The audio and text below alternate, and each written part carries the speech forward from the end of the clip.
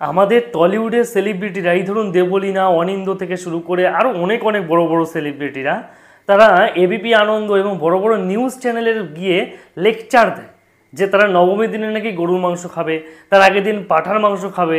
আবার তারাই আবার কাজ নেই, আমাদের কোনো পুজো কমিটি থেকে ডাকে না, আমাদের ফিতে কাটতে ডাকে না, আমাদের পুজো সিজনে ডাকে না, এইরকমভাবে ন্যাকা কান্না শুরু করে দিচ্ছে। একবার ভিডিওটি দেখুন না। অনির্বাণ ভীষণ সুন্দর বলেছে, ও বলেছে যেরাম যা ইচ্ছে সেটা খাবে, যেরাম যা বন্ধু সেরাম করবে। ও বলেছে ষষ্ঠীর দিন লুচি খাবে, তো অষ্টমীর দিনও পাঁঠার মাংস খাবে।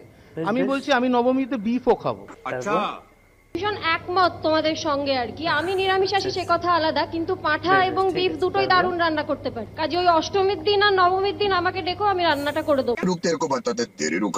খুবই সাফার করছি, কারণ একটা কথা বলা পরিষ্কার করে দরকার যে আমরা যারা অভিনয় করি আমরা সবাই জানি, জনগণও জানেন যে আমাদের সিজন বলে একটা সময় আছে, যখন নাকি অনুষ্ঠান হয়, ফাংশন হয়, পুজো হয়, ওপেনিং হয়, খুঁটি পুজো হয়। সেই সময়টা আমাদের একটা বিরাট উপার্জনের সময়। खत्म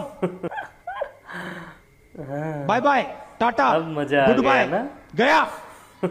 এই যে অনুষ্ঠানের সময়টা আসছে, এই সময় প্রত্যেকটা অনুষ্ঠান আমাকে যারাই যোগাযোগ করছে তারাই কিছুদিন পরে ক্যান্সেল করে দিচ্ছে। এবারেও গত পরশুদিন আমার দুটো পুজো সংক্রান্ত অ্যাপিয়ারেন্স ক্যান্সেল হলো।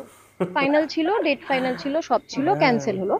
আমাকে গত বছর তো সব ক্যান্সেল, আমার প্রায় 50-52টা আমার গোটা পশ্চিমবঙ্গ ব্যাপী আমার শো ক্যান্সেল হয়েছে। এবারে ক্যান্সেল হওয়া আবার শুরু হয়ে গেছে।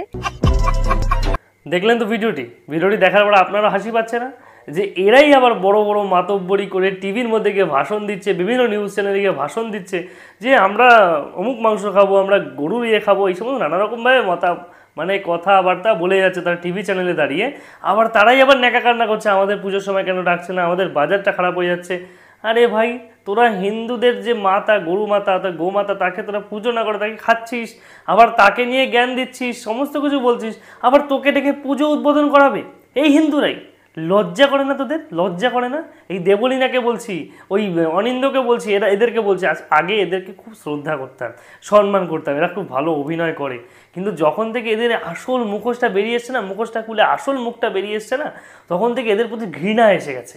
আমি সত্যিই বলছি, এই টলিউডের সেলিব্রিটি বলুন, বলিউডের সেলিব্রিটি বলুন, একটাকেও দেখতে ইচ্ছে করে না, একটাকেও দেখতে। সব কটা হচ্ছে মানে মহামূর্খ গবেট, মানে কি বলবো, নাম ধরে ধরে কাউকে বললে তো আবার নানা রকম কথা বলবে। যাই হোক, এই সমস্ত মাতব্বরদের কথা বা সেকুলার গিরিদের কথা না একদমই পছন্দ হয় না। এরা একটা মহামূর্খ, ঠিক আছে? এদের আর কিছু বলার নেই, মুখের ভাষা নেই। এরা হিন্দুদের অপমান করবে, আবার হিন্দুদের কাছেই